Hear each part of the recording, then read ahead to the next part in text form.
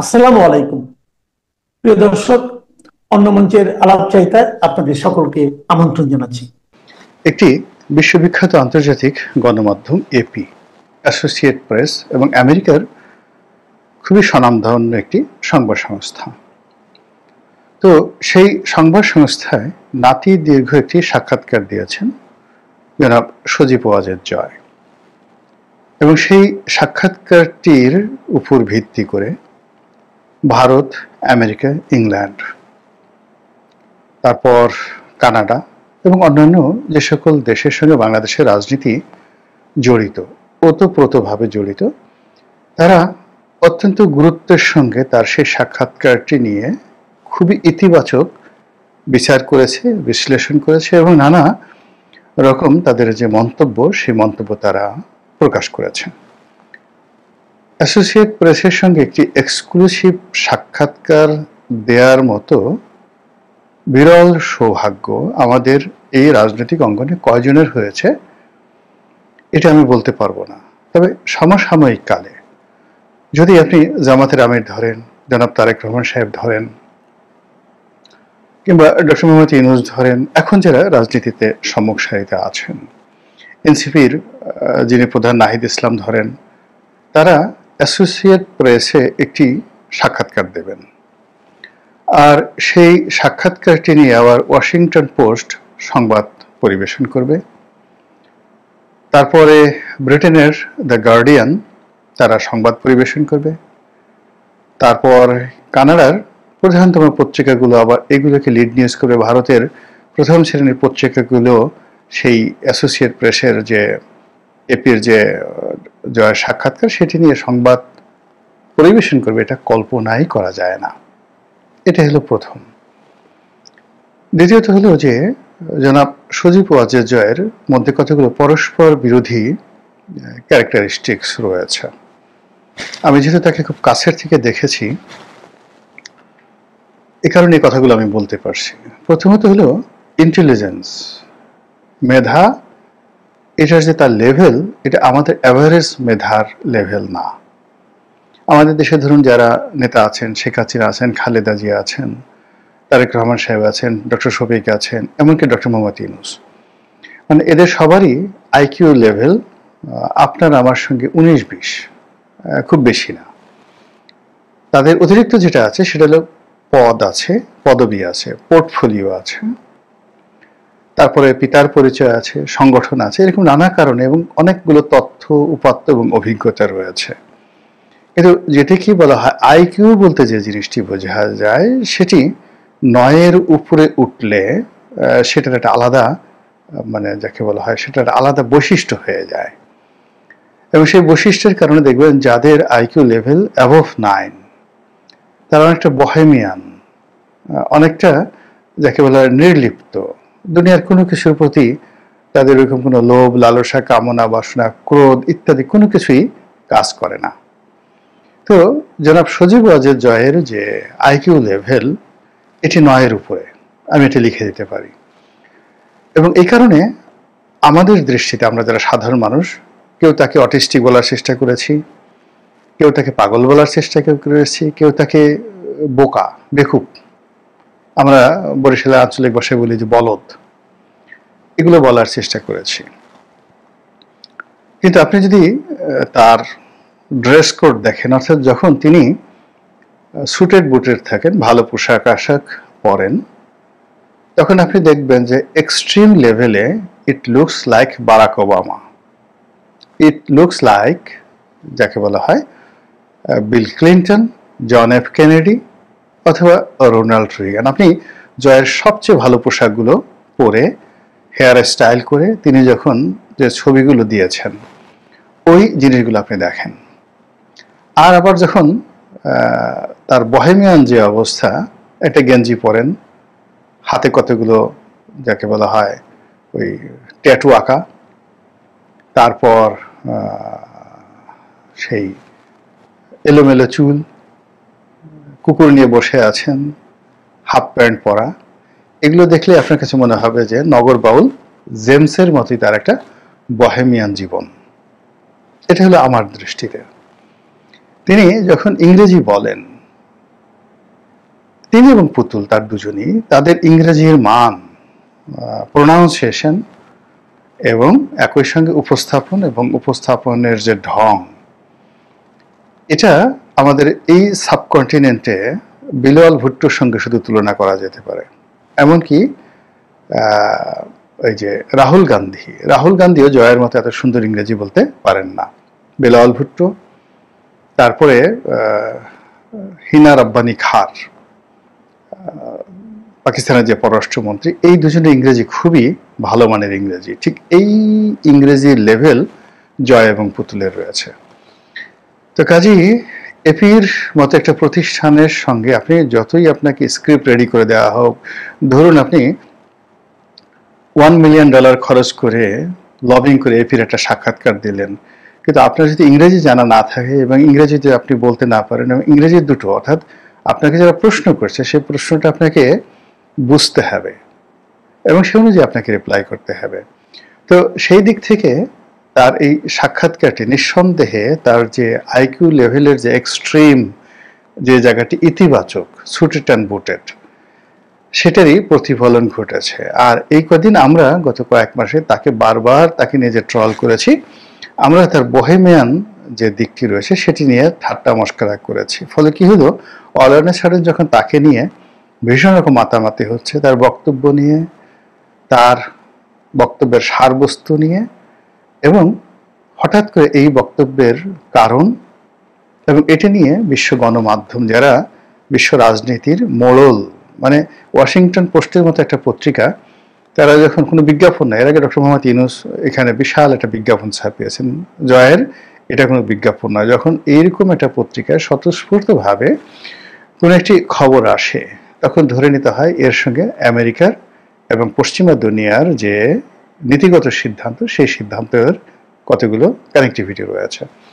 Anyway, তো উনি যে কথাগুলো বলেছেন, খুব বেশি কথা বলেননি, যে কথার চম্বুক কতগুলো দিক ঘাটে পথে আমরা সবাই বলছি। সেটা হলো যে আওয়ামী লীগকে ছাড়া অর্থবহ একটি নির্বাচন হবে না, অংশগ্রহণমূলক একটি নির্বাচন হবে না, ইনক্লুসিভ একটি নির্বাচন হবে না, এবং এটিকে একটা ফ্রুটফুল ইলেকশন বলা যাবে না। সঙ্গতির কারণে প্রশ্ন আসতে পারে যে বিএনপিকে ছাড়া যে 3টি নির্বাচন হয়েছিল, সে ব্যাপারে উনি কিছু বলেননি কেন? মূল বক্তব্য হলো সেটা তিনি কেন বলবেন, আর এটা বলারই বা দরকার কি? বিএনপিকে ছাড়া যে ইনক্লুসিভ নির্বাচন হয়নি, এটা তো আওয়ামী লীগ যে হাড়ে হাড়ে টের পেয়েছে, এবং তার যে পতন, সেই পতনের মধ্যে একটা সিল মারা হয়ে গেছে। সেটা ওয়াজেদ সাহেব, সজীব ওয়াজেদ, জয় সাহেব বলুন আর না বলুন, ওটা বাস্তব। এবং সেটা থেকেই আওয়ামী লীগ যেভাবে শিক্ষা নিচ্ছে এবং যে কথাগুলো বলছে, এই কথার প্রেক্ষিতে আওয়ামী লীগকে ছাড়া যে একটা ভালো নির্বাচন সম্ভব নয়, এটা আমরা বলার চেষ্টা করছি। তাহলে আওয়ামী লীগ আর বর্তমান সরকার, আওয়ামী লীগ আর বিএনপি একই হয়ে গেল। বা বিএনপি যেভাবে 15 ফেব্রুয়ারি একটি নির্বাচন করেছিল, তো আওয়ামী লীগ 3টি নির্বাচন করে সেটার প্রতিশোধ নিয়েছিল, তোরা একবার করলি, আমরা 3বার করে দিলাম। তো এটা ছক্কা পক্কা কাটাকাটি এরকম ভাবে আমরা বাঙালিপনা করতে পারি, কিন্তু সামনে এগোনো যাবে না। জনাব জয় যে কথাগুলো বলেছেন, সে কথাটা হলো একটা নতুন দিগন্ত উন্মোচন করেছেন আলোচনার জন্য।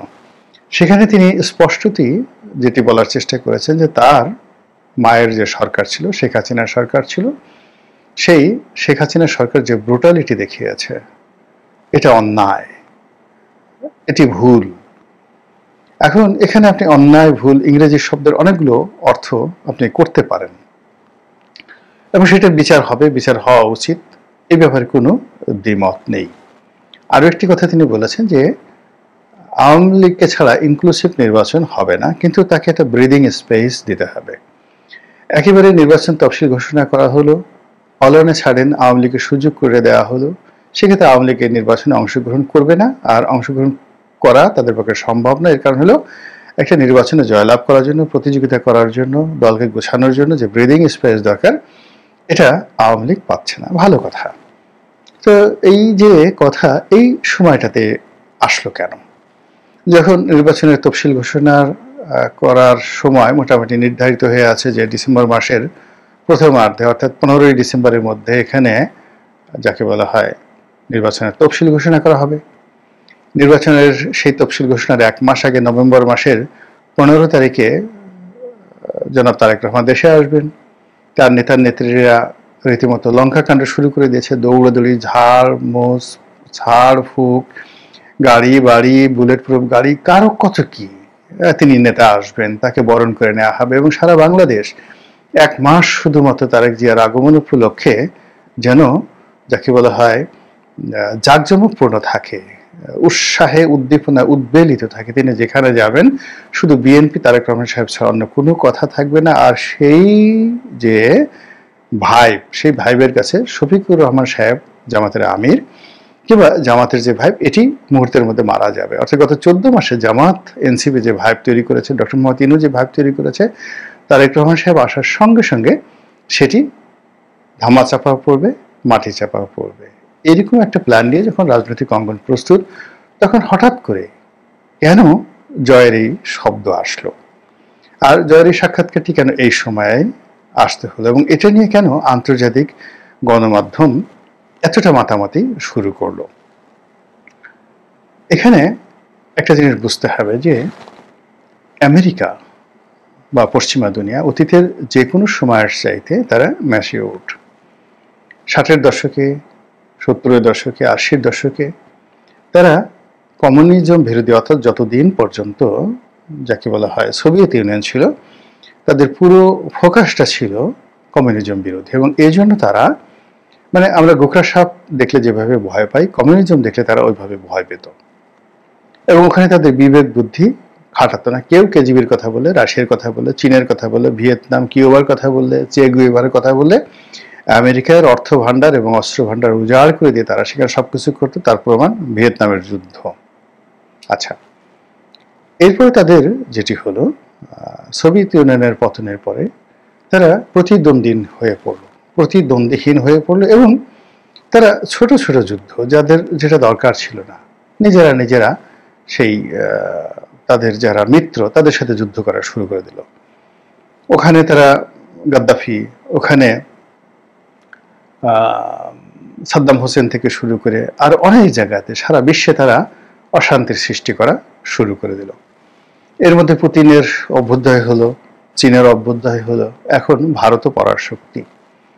আর এই যে পরাশক্তির যে উদ্ভব, সেই উদ্ভবের মধ্যেই আমেরিকা খুব ভালোভাবে বুঝতে পেরেছে যে এখন তারা 60, 70, 80-র দশকে যে কাজগুলো করেছেন, কিংবা যখন তারা একক মানে ক্ষমতা লাভ করেছেন তখন তারা যে কাজগুলো করেছেন, কিংবা যেভাবে ওসামা বিন লাদেন তৈরি করেছেন, তাকে ধ্বংস করেছেন, তালেবান তৈরি করেছেন, তাদেরকে ধ্বংস করেছেন, তারপরে আফগান মুজাহিদিন তৈরি করেছেন, তাদেরকে ধ্বংস করেছেন।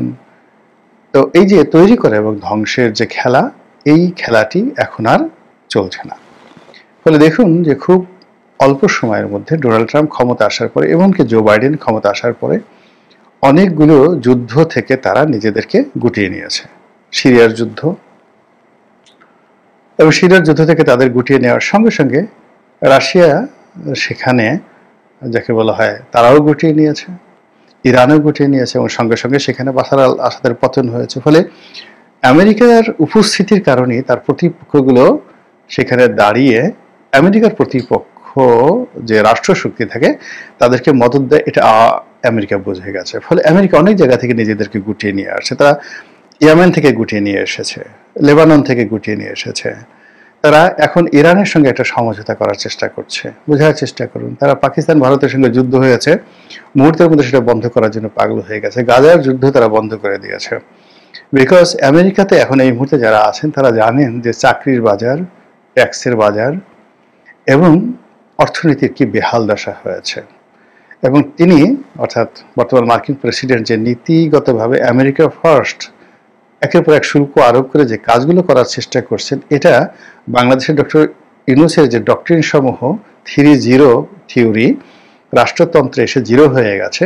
ডোনাল্ড ট্রাম্পের যে আমেরিকা ফার্স্ট, তার যে হম্বিতম্বি, এগুলো সব দমন হয়ে গেছে, রিভার্স হয়ে গেছে। আমেরিকার মানুষ পাগল হয়ে গেছে তাকে তাড়ানোর জন্য। আর এই জন্য তিনি এখন নরেন্দ্র মোদীর সাথে বন্ধুত্ব করার জন্য নানা ছল করছেন। তার সাথে বলে যে আমার টেলিফোনে কথা হয়েছে, মিথ্যা কথা। নরেন্দ্র মোদী বলছেন যে না, আমার সঙ্গে কোনো কথা হয়নি। তো এইরকম একটা পরিবেশ এবং পরিস্থিতিতে আমেরিকা বাংলাদেশে তাদের যে ডিপ স্টেট পলিসি তারা নিয়েছিল, তাদের যে সকল এজেন্টকে তারা মনে করতো যে এরাদেরকে ক্ষমতায় বসালে তারা উল্টে ফেলবে, কিন্তু এরা যে আওয়ামী লীগ বা বিএনপির ওয়ার্ড পর্যায়ের একজন পলিটিশিয়ানের যে স্ট্রেংথ, শক্তিমত্তা, কৌশল এবং তার যে কাজ করার ক্ষমতা, তার উপর যে ডিপেন্ড করা যে আপনি বিএনপি এবং আওয়ামী লীগ এই দুটো দলের ওয়ার্ড পর্যায়ের অনেক নেতা রয়েছেন, বিশ্বাস করেন সেই নেতাদের যে ধীশক্তি রয়েছে, সাহস শক্তি রয়েছে, এটা জনাব ইউনূসের উপদেষ্টা মণ্ডলীর একজনেরও নেই।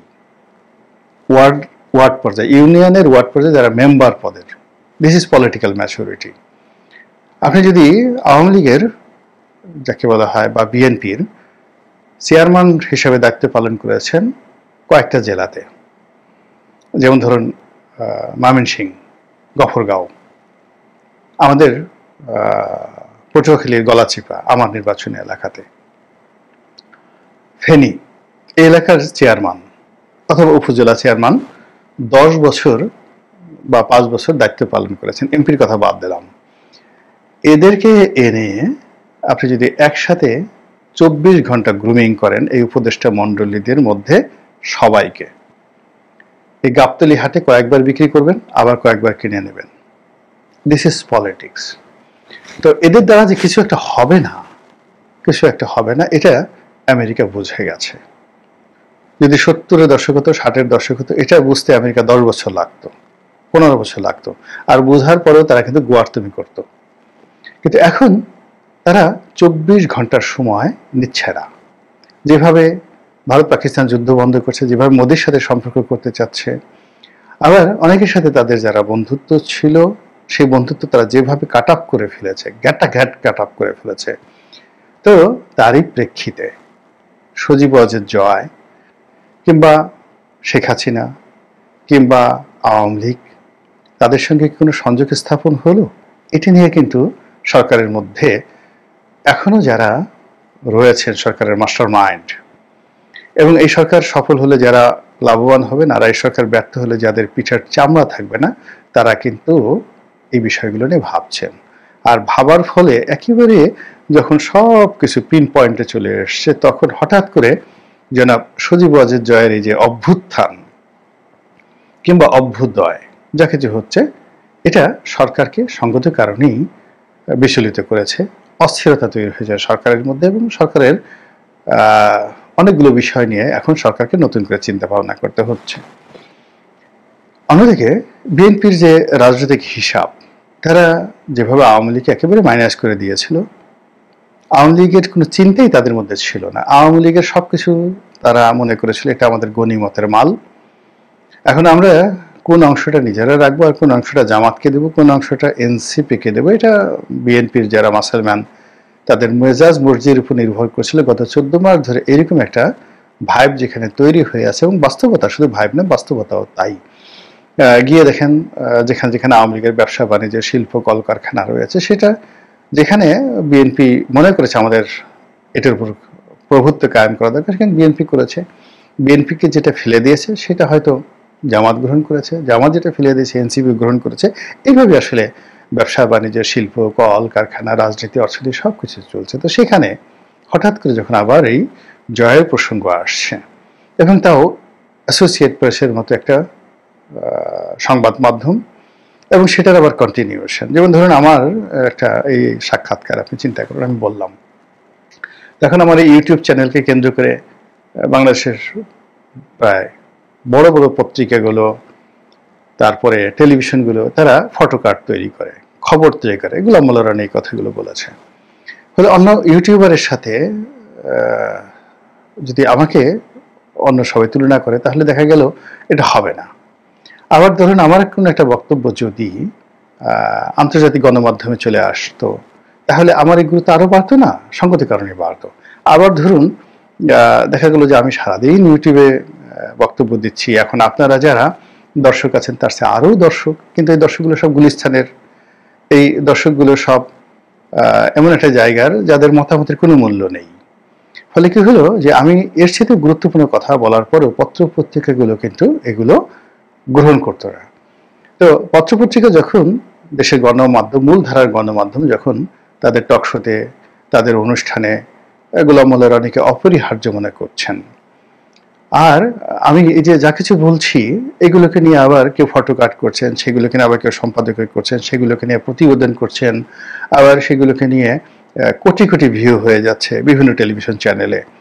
এর একমাত্র শক্তির উদ্দেশ্য হলো, মানে একমাত্র, মানে যাকে বলা হয় রিজন, কারণটা হলো এই আমার ইউটিউব চ্যানেল যারা দেখেন তারা এদেশের হর্তাকর্তা, তারা এদেশের শিক্ষিত জন, আওয়ামী লীগ, বিএনপি, জামাতের শীর্ষ পর্যায়ের লোকজন রয়েছে। ফলে এখানে পাঠক বা দর্শক, ধরুন পরিমণের দর্শক বা হিরো আলমের দর্শকের যদি 10 ভাগের 1 ভাগও হয়, কিন্তু এটার ওয়েটটা অনেক অনেক বেশি।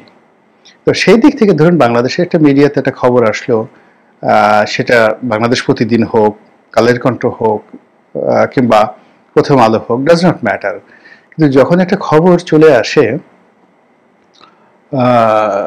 সেই এপির মতো পত্রিকাতে, বাংলাদেশে হয়তো 2 জনও পড়ে না, 5 জনও পড়ে না, যখন ওয়াশিংটন পোস্টে আসে, আমরা হয়তো ওয়াশিংটন পোস্টের কোনো প্রিন্টেড ভার্সন কেউ দেখিনি, আমিও তো দেখিনি এখন পর্যন্ত।